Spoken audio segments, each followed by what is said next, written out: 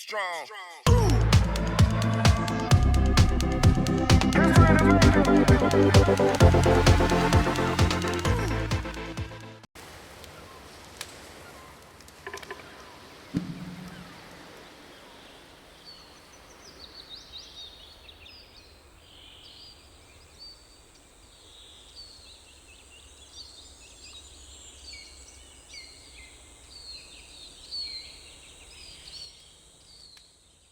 Hi there. Thank you very much for playing The Beginner's Guide. My name is Davey Reedon. I wrote The Stanley Parable, and while that game tells a pretty absurd story, today I'm going to tell you about a series of events that happened between 2008 and 2011. We're going to look at the games made by a friend of mine named Coda. Now, these games mean a lot to me. I met Coda in early 2009 at a time when I was really struggling with some personal stuff, and his work pointed me in a very powerful direction. I found it to be a good reference point for the kinds of creative works that I wanted to make. So just to start you off, this is, I think, the first game he ever made. It's a level for Counter-Strike. You can walk around here, by the way. And mostly it's just Coda learning the basics of building a 3D environment. But what I like is that even though he starts from the simple aesthetic of a desert town, he then scatters these colorful abstract blobs and impossible floating crates around the level. And of course, it destroys the illusion that this actually is a desert town, and instead this level becomes a kind of calling card from its creator. It's like a reminder that this video game was constructed by a real person. And it kind of makes you wonder, what was going through his head as he was building this? This is what I like about all of Coda's games. I mean, not that they're all fascinating as games, but that they are all going to give us access to their creator. I want us to see past the games themselves. I want to get to know who this human being really is. And that's exactly what we're going to do here. So, it's 2008, Coda starts making these games, and he never releases any of them. He doesn't put them onto the internet, he just makes them and then immediately abandons them, and they sit on his computer forever. And I think he really understood this image of himself as a recluse. At one point, he jokingly renamed his computer's recycling bin to Important Games Folder. So, this was just how he worked. He tended to crank them out one after the other without even really pausing to try to understand what he had just made, until suddenly one day, he just stopped. In 2011, that was it. He made his last game, and then he hasn't made another one since. And that's why I've taken this opportunity to gather all of his work together, is because I find his games powerful and interesting, and I'd like this collection to reach him, to maybe encourage him to start creating again. And if the people like you who play this also happen to find his work interesting, then I'm sure it'll just send that much stronger of a message of encouragement to Coda. So thanks for joining me on this. If you have a particular interpretation that I haven't mentioned here, or if you just need to get in touch, you can email me at daveywreden@gmail.com. Okay, that's about it for introduction. Let's take a look at Coda's first proper game. As each game is loading, I'll show you the date that it was completed. This first one was made in November 2008.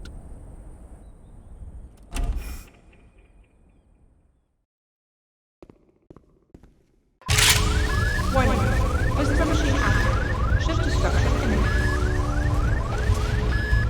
This game is called Escape from Whisper, and it's one of the more generic games you'll see from Coda.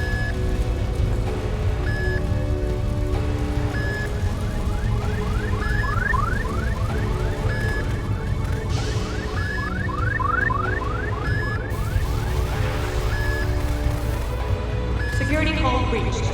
Hostile alien life forms inbound. It kinda looks like this game was abandoned mid-development.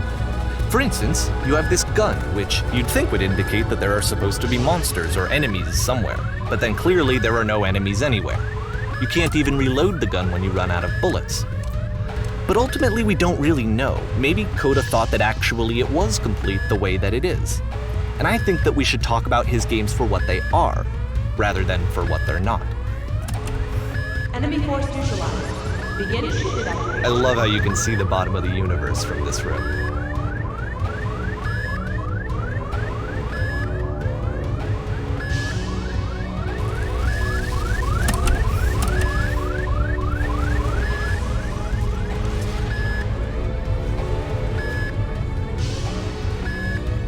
apparently this space station has a labyrinth on it.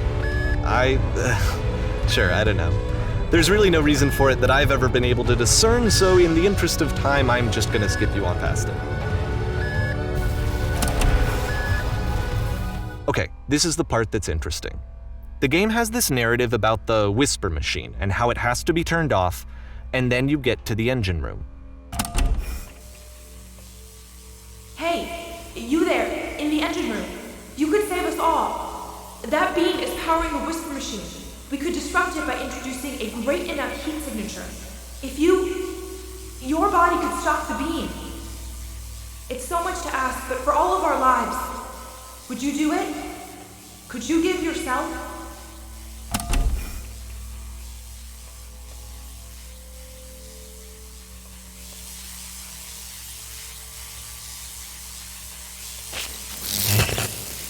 Let me pause here for a second. What you just experienced, stepping into the beam and then dying, is probably what Coda had initially intended when he was developing this level. But when he first compiles and plays it, something goes wrong. There's a bug somewhere. And this is what happens instead.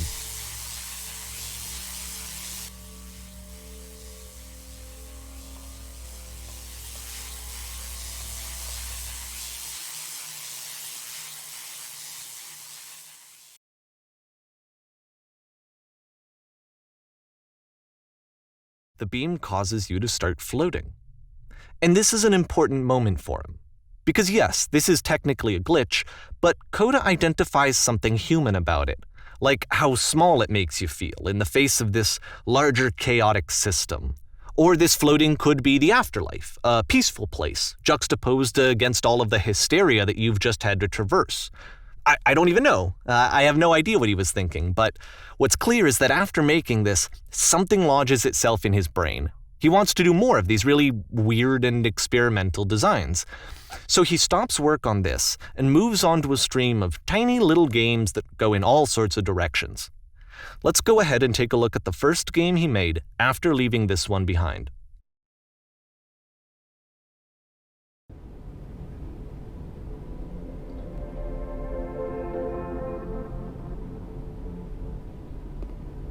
Yep, in this game you can only walk backwards.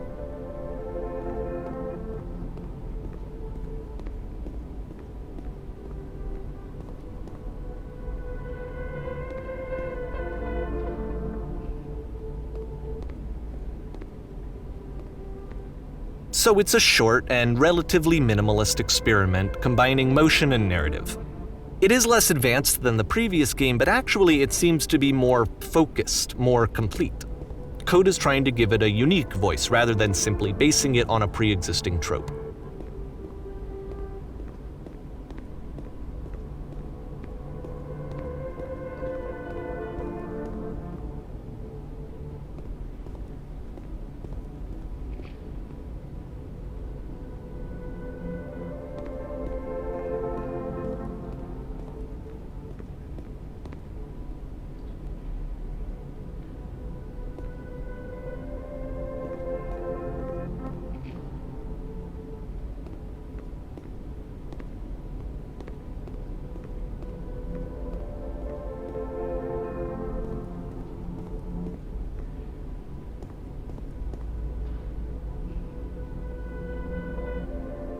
It's a short little thought, it says what it wants to say, and then it ends.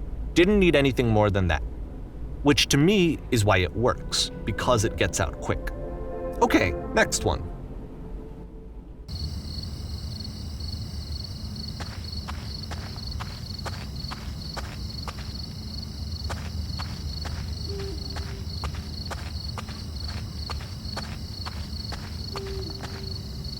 And that's it. Okay, the meaning of this game won't be clear just yet. Please be patient with me for a few more games and I promise you'll see what makes it interesting. Oftentimes, Coda would put bizarre titles like this one at the start of his games. I wish I'd known him at the time that he was making these early games. He would really only talk to me about his work as he was making it. Once he stopped work on a game, that was it. It was dead to him. And I don't agree with that at all, but what are you gonna do?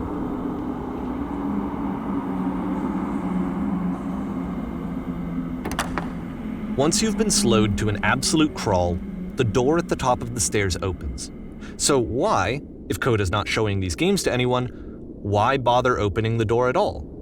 Well, to show you, I'm modifying the game here so that when you press enter, it'll bring you back up to full speed so you can enter the door for yourself.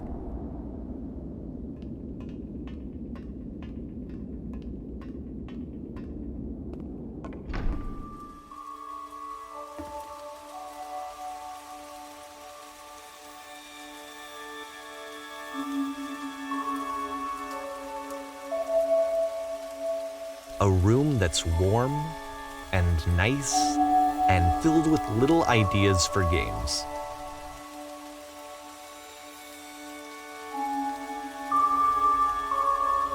Coda would often tell me that he didn't mind if people thought of him as cold or distant.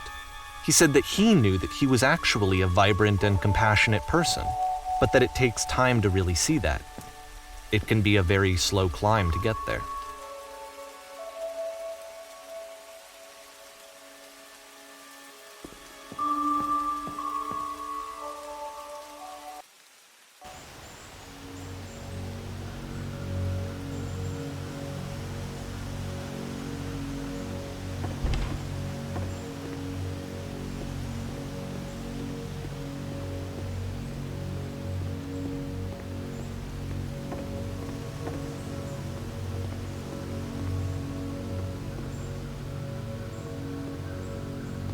Well, this is new for Coda. It's an actual puzzle. Go ahead and see if you can solve it.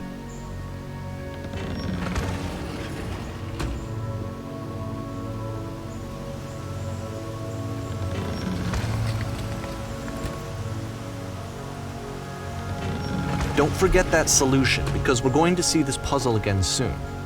We're going to see it a lot.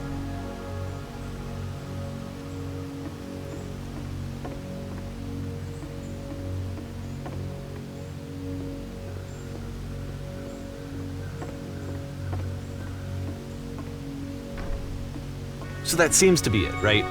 You walk down a corridor, you solve a puzzle, you get to the end. Simple enough. All right, now I'm going to modify the game again so that when you press enter, it'll remove all of the walls from this room.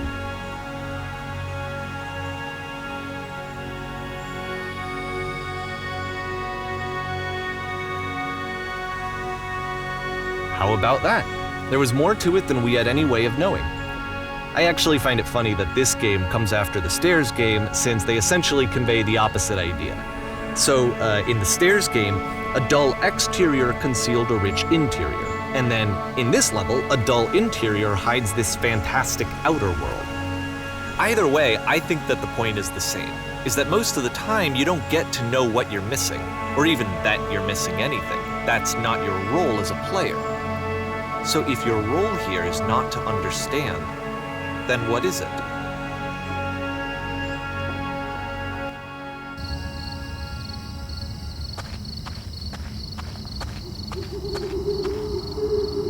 Aha! So this, combined with the entering game from earlier, tells us that Coda believes his games are connected somehow. It could even be that the Stairs game and the puzzle game are literally connected in between this and the entering game. There's a bigger picture that all of his games are meant to play a role in, some larger meaning that we won't be able to grasp until we've seen all of them. And once we have, we can step back and start to understand what exactly that bigger picture is.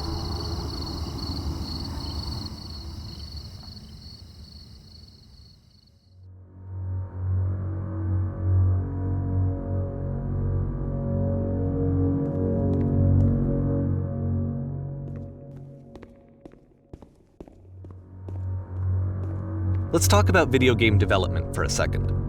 Every video game runs on what's called an engine, which determines what the game can and cannot do. So in other words, the engine is a set of tools for game development. To make all of these games, Coda is using an engine called Source. Like all engines, Source has certain things that it does well, and it has certain things that it does poorly. One of the things that it does very well is boxy linear corridors. That's why so many of Coda's games are set in these large, flat, empty rooms, is just because he's working with what the engine does well. The tools available to the creator shape what kinds of creative work they're going to end up making.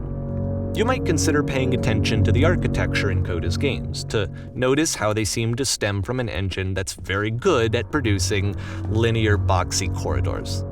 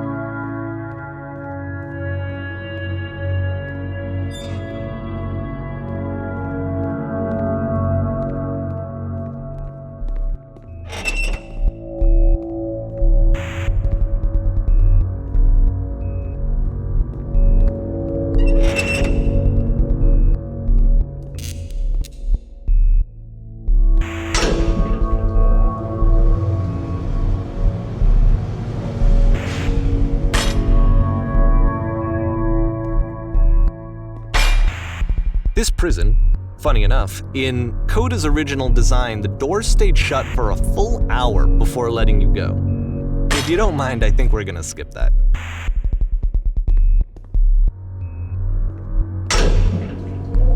This is something that he and I used to argue about a lot. You know, whether a game ought to actually be playable, whether it means anything if no one can get through it. And I would always defend that, you know, all this work goes into the game, why not make it playable and accessible? And so we just got into heated arguments over it, and there was one time that after one of these conversations, he went home, and a day or two later, he sent me a zip file entitled Playable Games that was full of hundreds of individual games, each of which was just an empty box that you walked around in and nothing else. Believe me, I played every single one of those just to find out if there was like a gag hidden somewhere. There wasn't.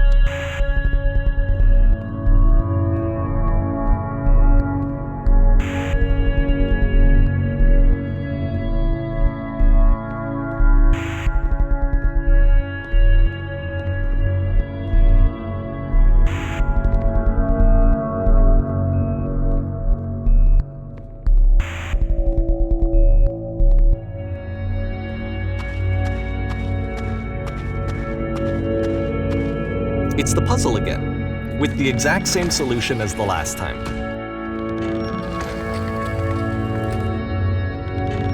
There's still no clear indication of what makes this puzzle so special that Coda is going to return to it over and over. But I promise I'll share with you my interpretation very shortly.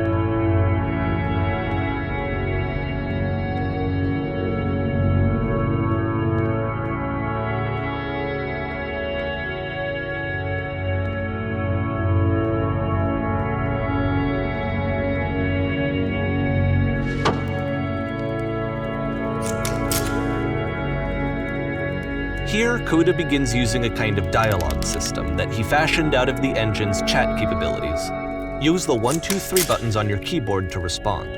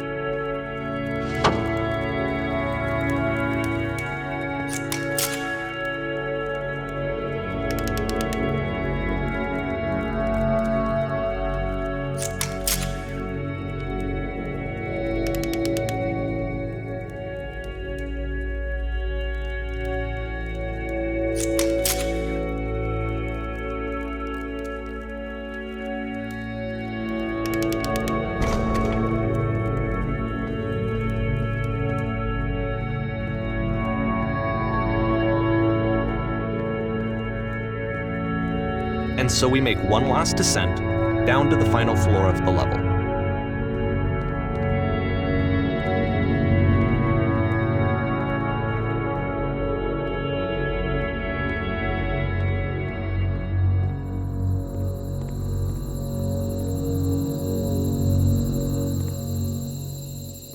It's a lamppost. Okay, I can't tell you quite why, but for some reason Coda fixates on this lamppost.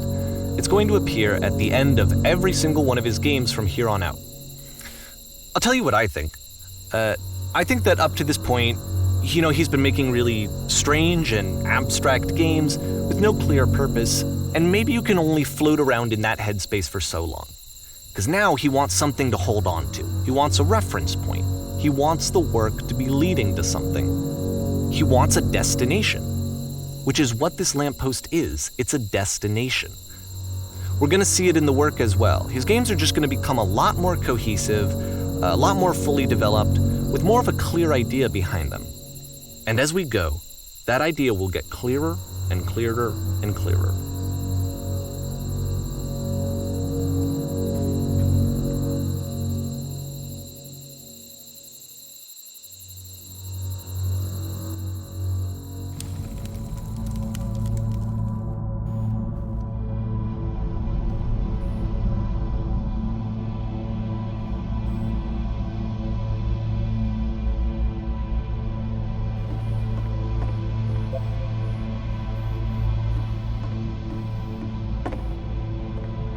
So first off, I'm sure you can deduce this, but this game is not connected to the internet.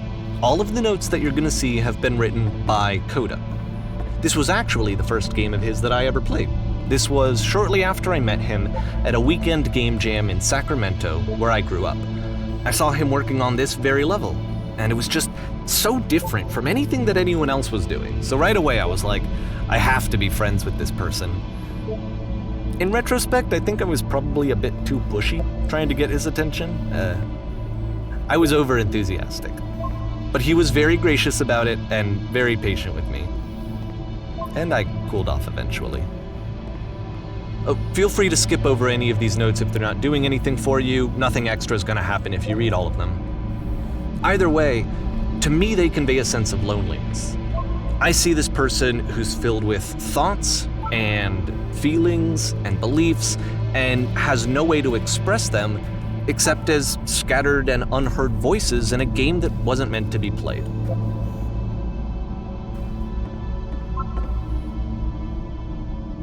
But it's ironic, isn't it, that in playing this game and seeing how alone Coda often felt, that we get to know him better and actually kind of connect with him. And I have to be honest with you, this idea is really seductive to me, that I could just play someone's game and see the voices in their head and get to know them better and have to do less of the messy in-person socializing. I could just get to know you through your work. I think this is why I always liked Coda's games so much, is because it felt like they let me have that connection. I felt as though he was inviting me personally into his world. And then I feel less lonely too.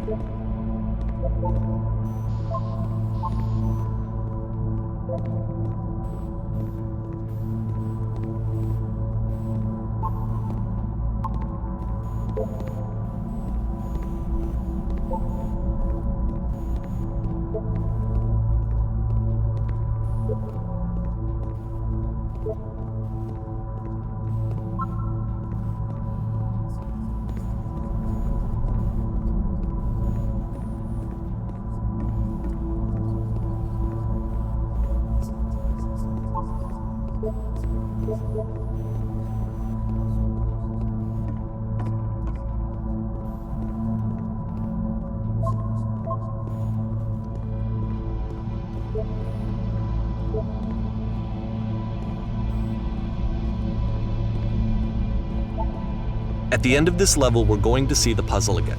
And here, I'll tell you what I think the puzzle means. Each of these games represents an idea that was on Coda's mind at the time that he was making it. And the puzzle is a way of closing the door on a previous chapter of his life before moving on to the next one. In each of his games, after exploring a theme that, he might find difficult, Coda can then place this puzzle. that he knows has a reliable solution, he understands exactly how it works, and so it gives him a simple mechanism for moving on. And because there's this dark area between the doors, a space between spaces, before you move on, you get to pause. Just for a moment, a few seconds to reflect on and let go of the events that led you here, to step back and connect the pieces together, to grasp at that elusive bigger picture.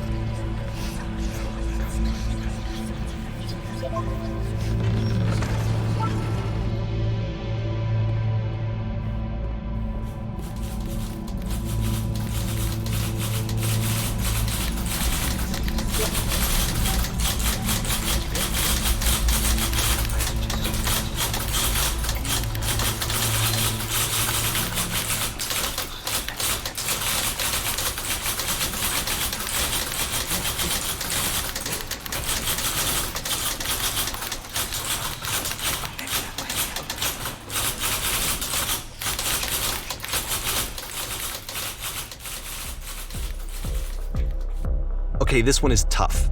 It's gonna kind of just spin its own wheels for a few minutes. Hang with it.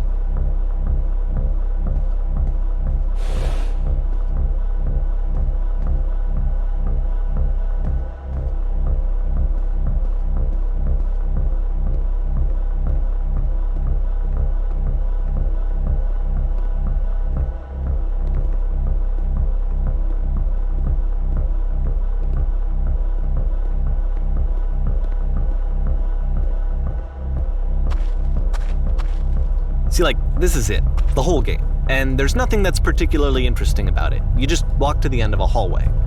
Except, for some reason, Coda gets really fixated on this prison that has all of this modern furniture. And I don't know why, but he decides he needs to revisit this prison. He's gonna start over, use the same assets, turn it into something else. Okay, cool, here's version 2.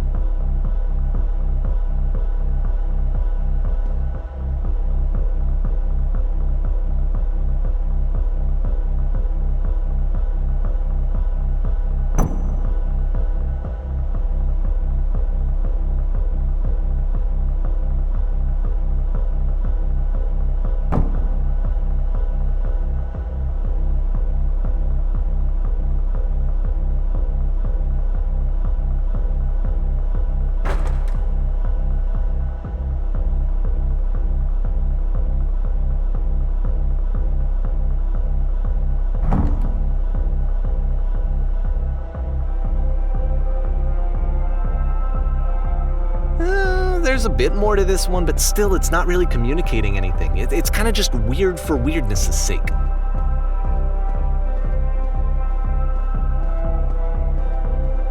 So okay, he throws it out and starts over.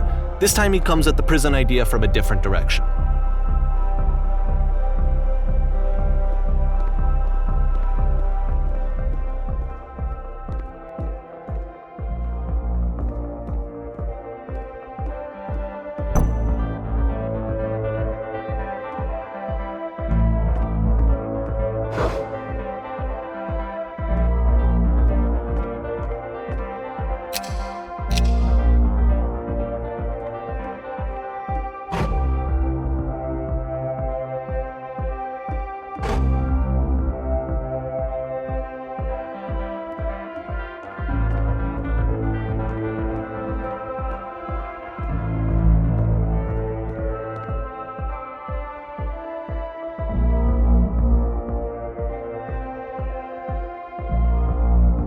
And of course, now the table is gone and you can't begin the chain of events to escape. Here's a version where there are no bars, but you can't actually get to the well. And then a version where the inside of the prison is the outside and the outside is the inside. Let me just blink you real quick through a few more of these. I mean, he really unloaded on this prison idea. There's nearly a dozen of them. Personally, I think it's awful to watch this, to see a person basically unraveling through their work. And for what? Like, at what point do you just go, maybe there are game ideas other than this prison that I could be working on? But Coda doesn't have that voice telling you to stop, that particular mechanism of defense against yourself. Without it, you just spiral. And so he keeps going and going and going and going and going. and then he hits on something. And he likes it. And that's it. He's done. He stops making prisons. This is the very last version of the prison game that he created. And the reason I think it works is that the prison is not actually in it.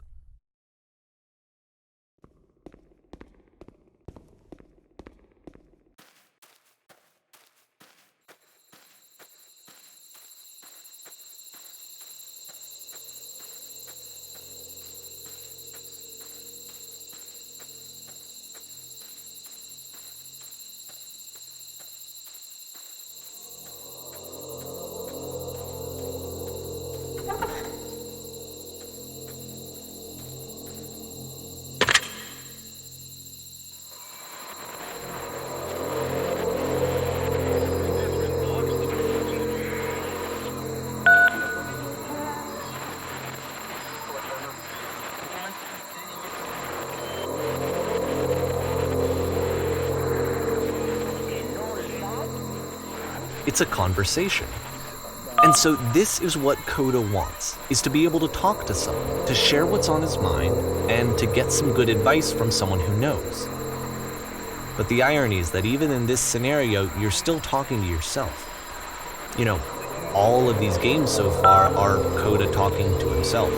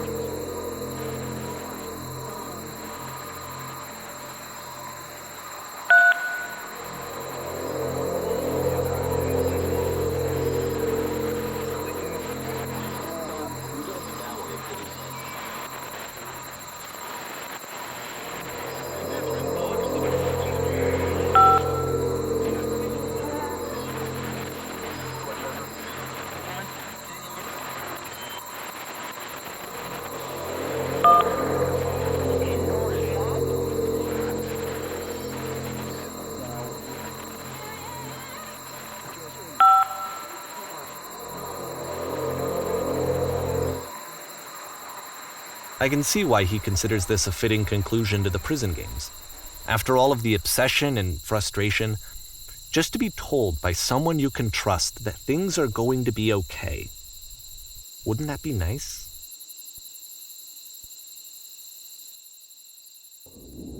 So what would it look like if Coda wanted to make a game about talking to someone other than himself?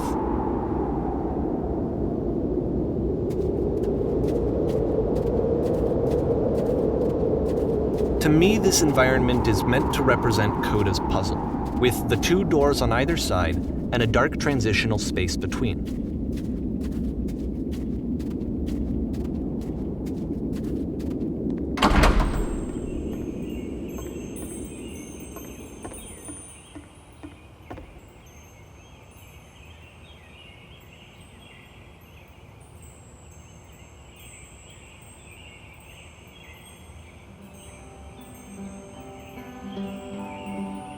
You'll notice that the quality of the art is a step up from previous games, including this new and improved chat system, which he started using from this point on. From here on out, he begins putting much more effort into the visual polish of his work, and this particular game took 2 months to create as a result.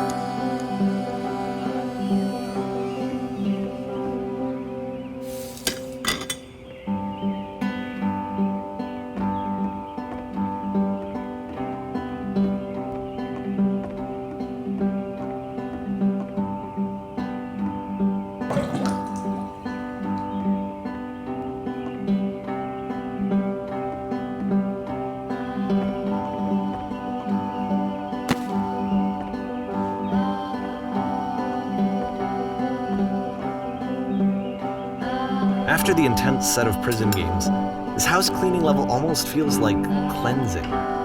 It's the moment after a particularly difficult or traumatic experience where you just need to let it sit and digest inside of you, and eventually cohere into something meaningful.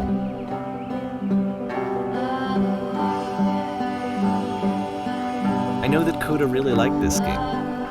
Of all of his work, actually, this was the only one that he called me up to ask me to come over and look at it. This was during a period of a few months where he was like grossly happy all the time, just walked around with a constant smile on his face.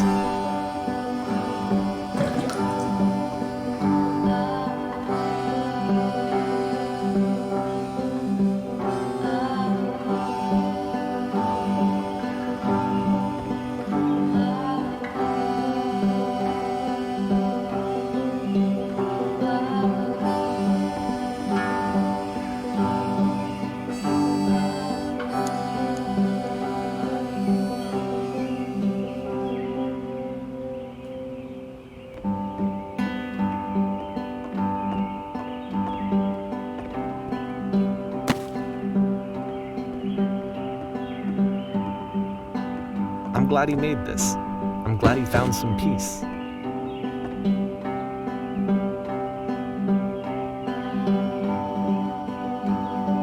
But, of course, it can't last. The music stops, your companion is gone, it's time to leave. The door at the top of the hill is now open as well. Again, you can't stay in the dark space for too long. You just can't. You have to keep moving. It's how you stay alive.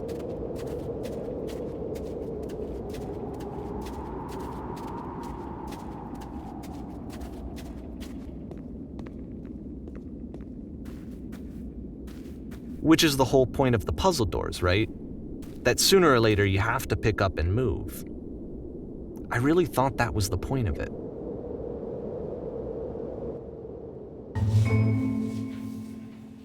This one gets a bit goofy.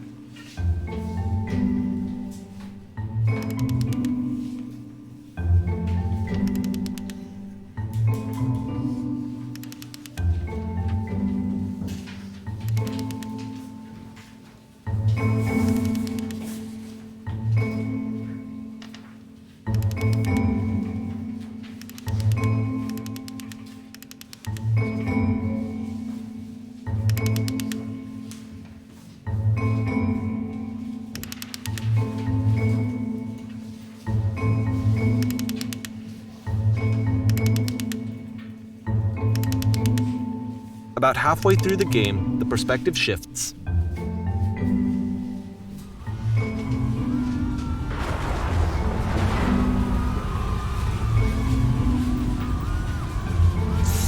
And you play as the teacher.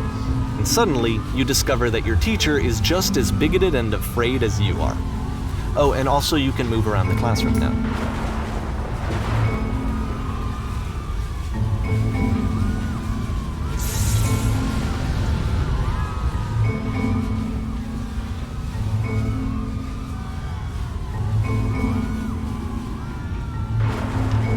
I felt pretty hard for this one.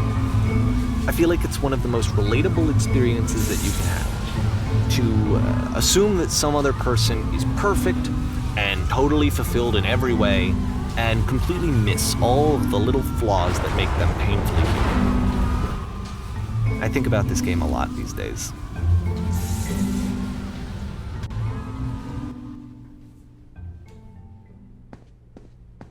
This one took a lot longer than all the others for Coda to make. It was 4 months between this and the last one. That's twice as long as it took him to make any other game before this, and it's not like it's particularly complex, so I remember I found that a little strange at the time.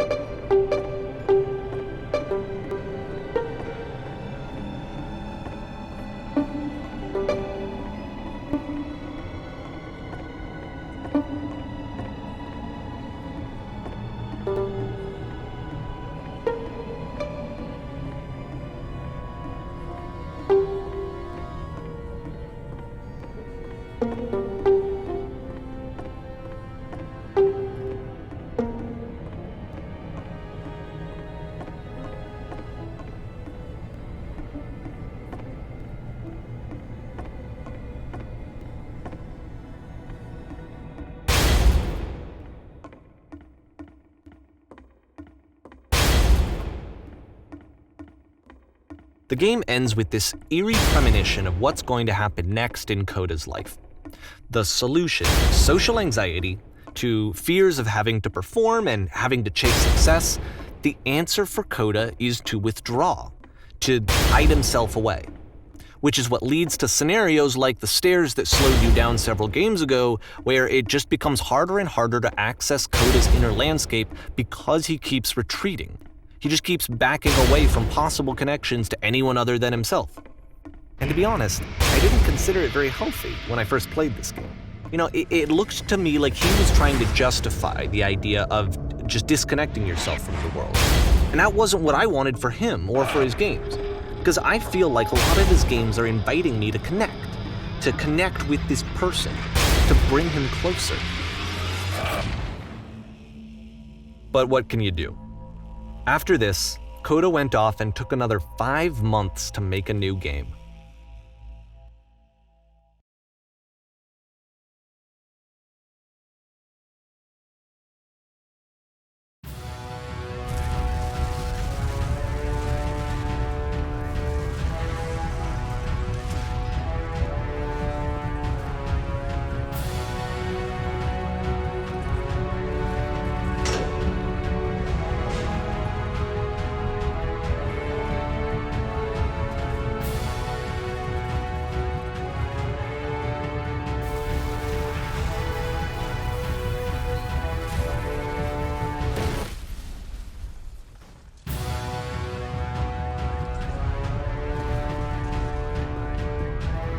You should probably open your eyes if you haven't already. It's pretty much impossible to solve otherwise. And there is a solution, by the way.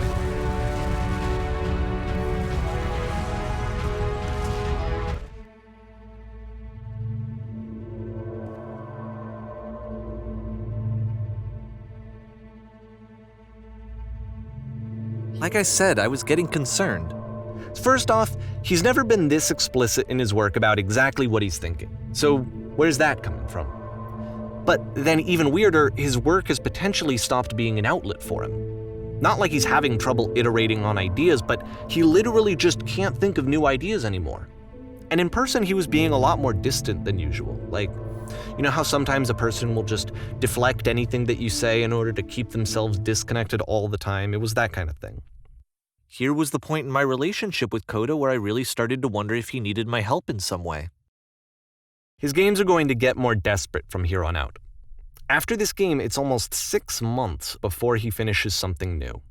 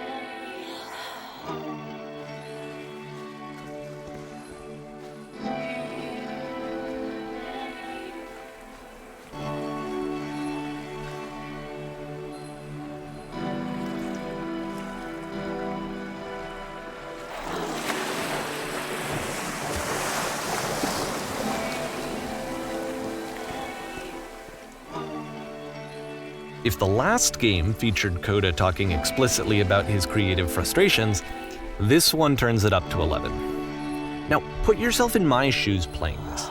Here's a friend whose work is exhibiting signs of struggle, frustration, anxiety, depression, even. And yet still, he keeps making games.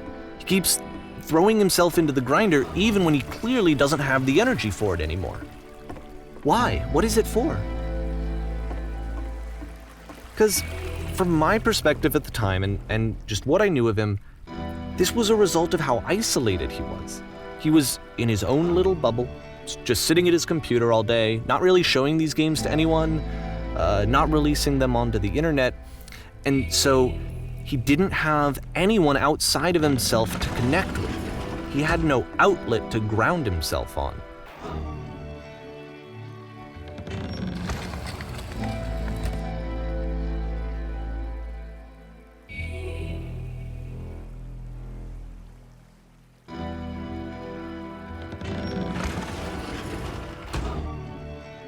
You can't talk yourself out of loneliness. It doesn't work that way. You can't be the one writing both the questions and the answers. Then there's no movement. Then there's no circulation. If all of your anxieties are being channeled into your work, then if the work ever fails, you have no backup and you're just going to crash.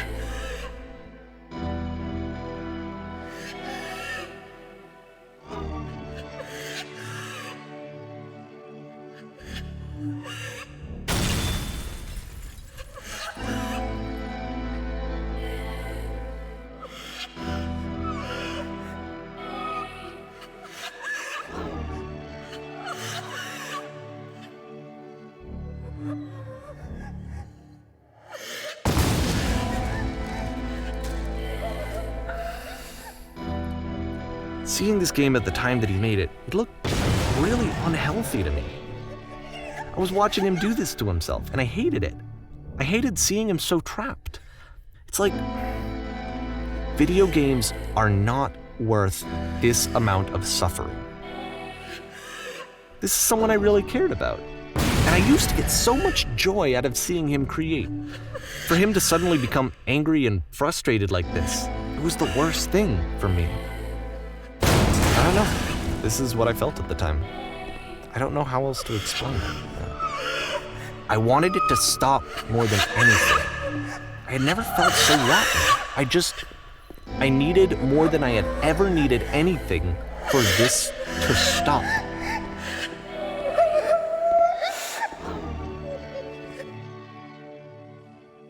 But it didn't stop. After finishing this one, Coda takes another 7 months and comes up with a new game.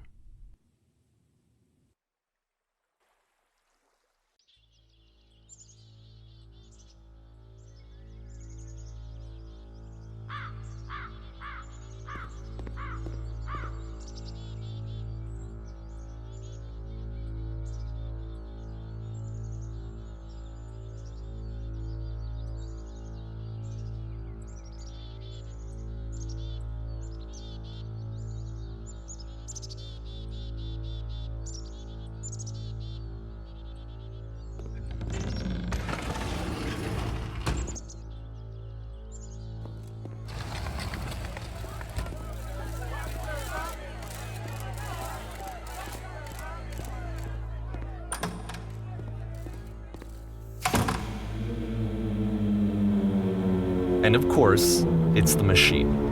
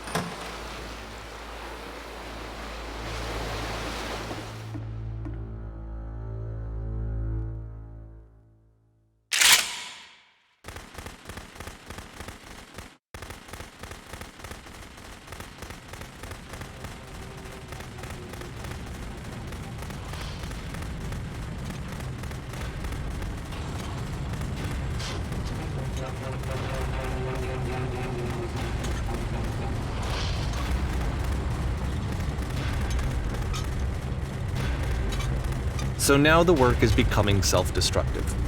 And I'll tell you, at the time that I first played this game, shortly after he made it, here's what I'm thinking to myself. I'm thinking that code is stuck in his own head, and that it's having a very negative effect on him, and that all he needs to do is just start showing his work to people, to get some actual feedback on his games. It might get him out of isolation. And so, as I'm thinking this, I realize that I could be the one to initiate it. Because it would never occur to Coda to start actively soliciting feedback, so what if I did it for him? If he could see the difference it would make to have more actual conversations with other human beings, would that bring him out of his mental spiral? Would it give him confidence in himself? Would it bring meaning back into his work?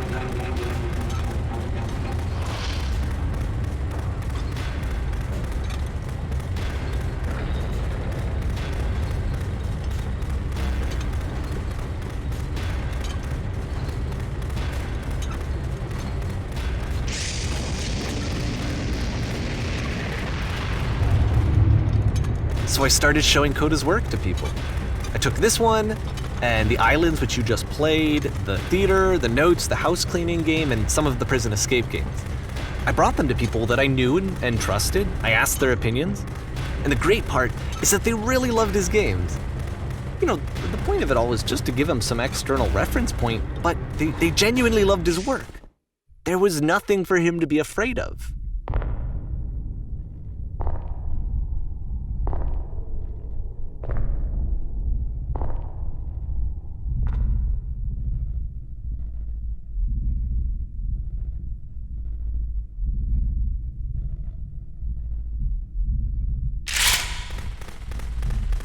Can you see why I felt like this was the right thing to do?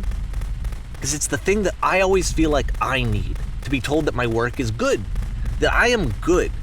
When someone really connects with a thing that I've made, when they see themselves purely in my work, there's nothing that feels better. And I got to give that very same feeling to my friend. I did something, I really felt like I'd done something good, like I was a good person. I felt like there was a friend who was in trouble and was unhappy and maybe didn't like themselves, and I could fix it. If I could give him this gift, maybe I could fix the problem. When they told me how much they enjoyed his games, it was the best feeling. It was the absolute best feeling. It made me feel so happy, so beautifully, beautifully happy.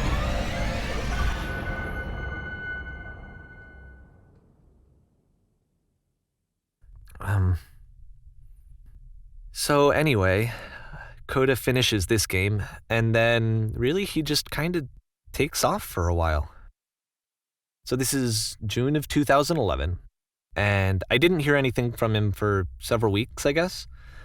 And so out of nowhere, one day I get an email, and it's got a private link to a new game of Coda's. This one is called The Tower, and to my knowledge, it's the last game that Coda ever made. So let's take a look.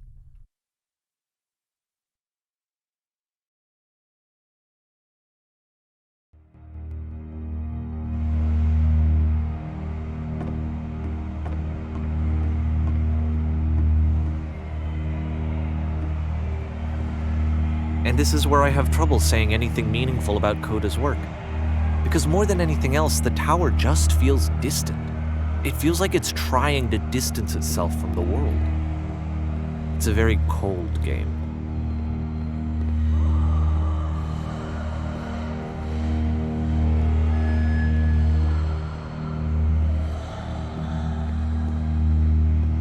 This room actually has a maze in it. Except that all the walls of the maze are invisible. And then every time you touch one of the walls, there's this awful flashing and noise, so the experience is really miserable. The game goes beyond not being meant to be played, it actually seems to despise the player for trying to play it at all. But I do want to show you the rest of the levels, so when you're ready to continue, press enter and I'll put a bridge over the maze.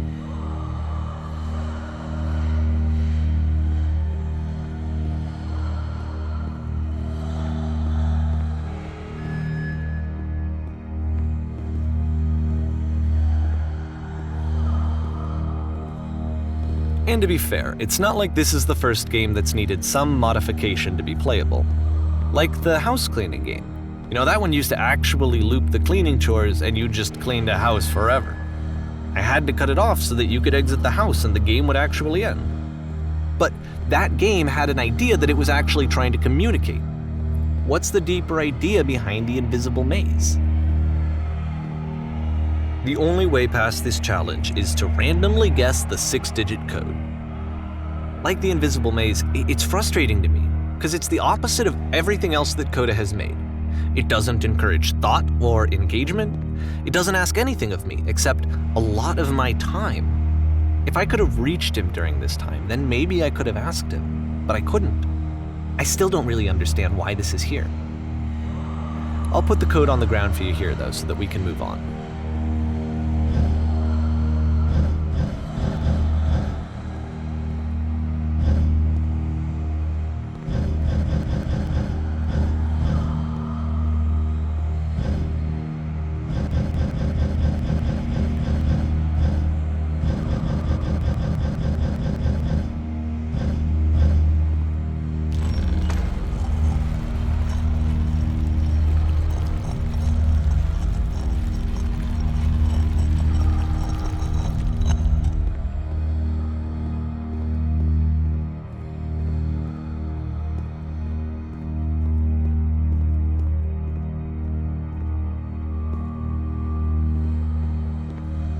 The switch to open this door is actually on the other side of the door, meaning that it's literally impossible to solve from this side.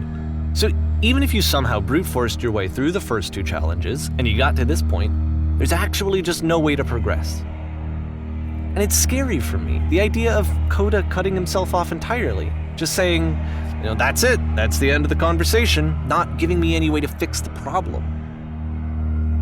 I feel like a failure, I guess, when I can't fix the problem. But I can open this door for you, so let me do that. Was I a failure for not understanding this game? I don't know why I would be. It's not like everything needs to have a solution, but I feel it somehow. I feel like I failed, and I don't understand why. I remember, it's June of 2011.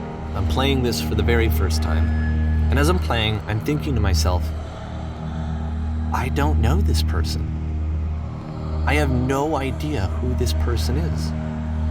It wasn't the guy I knew, it wasn't my friend. I had come to so many conclusions from looking at all of his work up to this point, and then suddenly none of them... I had been trying to, though. That was the thing. For years, I was trying to get to know him, to understand who he actually was and what he stood for. I asked him so many times to please just tell me what his games mean to him. I asked him please to tell me what the 3 dots mean. And he wouldn't.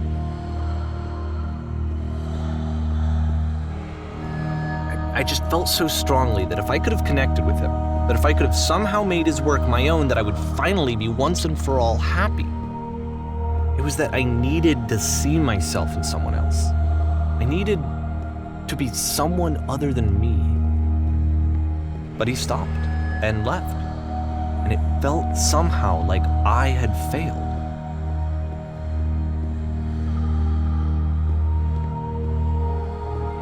Where did I screw up?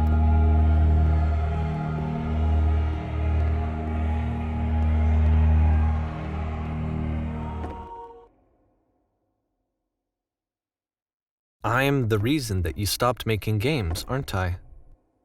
It's because of what I did. I poisoned it for you. I don't think I ever told you this, but when I took your work and I was showing it to people, it actually felt...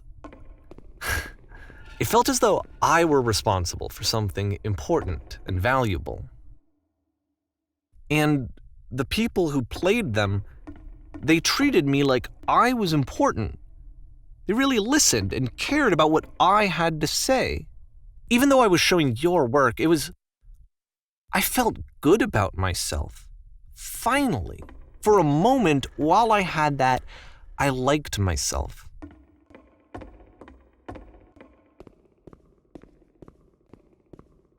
And then you stopped, and I didn't have anything left to show people. I just had to be with myself. And as soon as that happened, there was no feeling at all. Nothing. Less than nothing. What does that mean?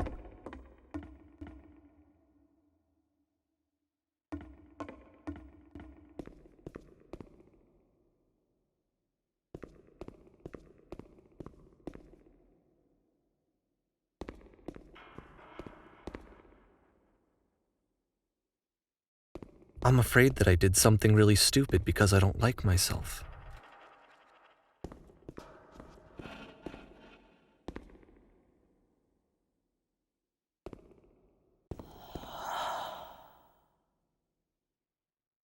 That's why I'm releasing this collection of your work, is because I haven't been able to find any other way to reach you.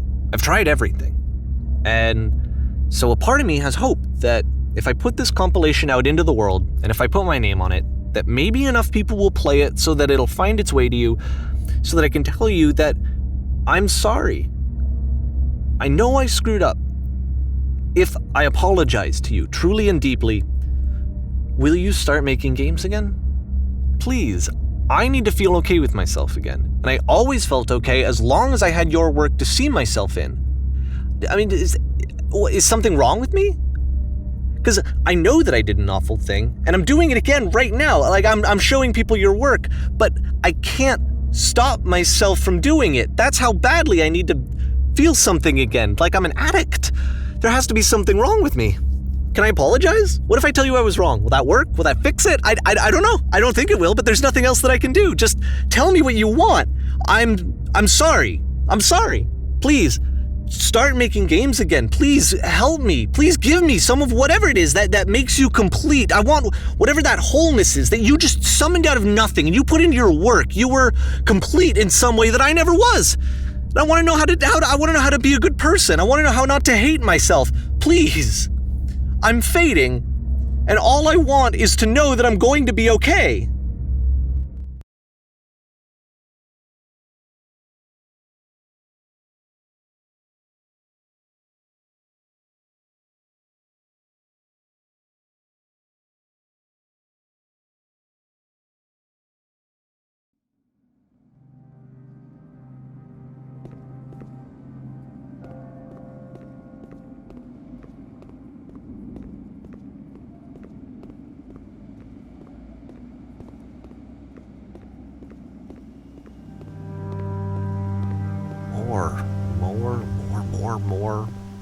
More love, more praise, more people telling me that I'm good. Always more. It's like a disease.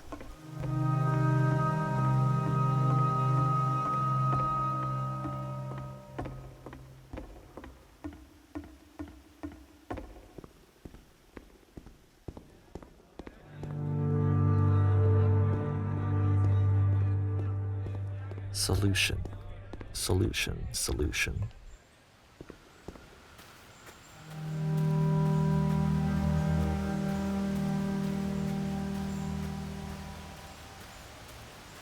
I guess if someone had told me ahead of time that he just really enjoyed making prison games, maybe I wouldn't have thought he was so desperate.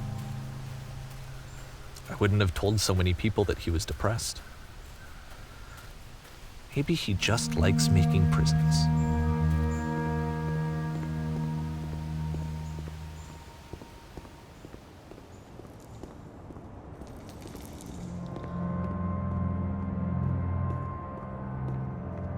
Even now, the disease is telling me to stop. Don't show people what a shitty person you are. They'll hate you.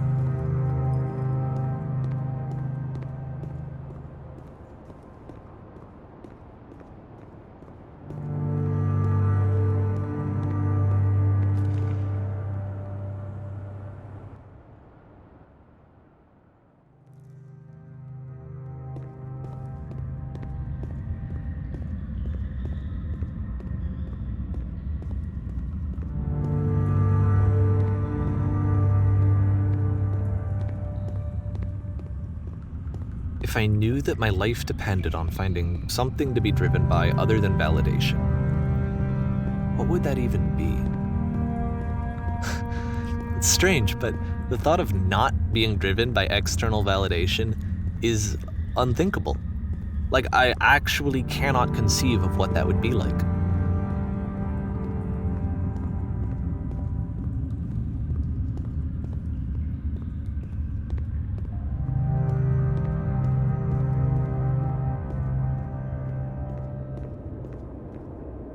What now?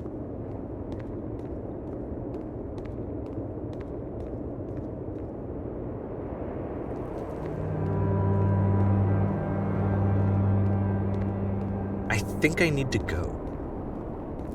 And I'm sorry, because I know that I said that I would be here and I would walk you through this, but I'm starting to feel like I have a lot of work to do. I have a lot that I need to make up for, and so I'm just gonna...